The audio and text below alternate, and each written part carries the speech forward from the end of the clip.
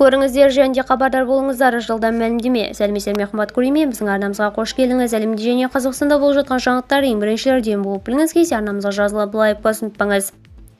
Өміріңізге қауіпті мұрыннан қан кеткенде оны мұндай жолмен тоқтатуға тырыспаңыз. Мұрыннан кенеттен қан кетсе, абдырап не істеріңізді білмей қаласыз. Әдетте мұрынның қанауы жарақат немесе ауаның кесірінен мұрынның шырышты қабаты құрғаса қан кетеді. Дәрігер мұрынның қан кетуін тоқтатқан кезде өмірге қауіпті кейбір қателіктер туралы ескертеді. Маманның айтуынша, көптеген адамның мұрнынан қан кеткенде олар оны бірінші кезекте тоқтатуға тырысады. Бірақ мұнда олардың барлығы дерлік бір қауіпті қателік жібереді.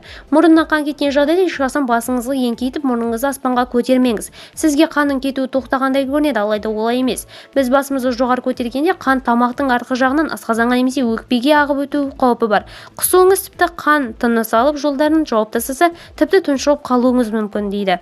Видеомыз кеңінен таралу үшін лайк басып жақындарыңызға таратып қойды ұмытпаңыз. Алайда жақсылық тарату, оны жасаумен тең екенін ұмытпайық, қымбатты көрермен.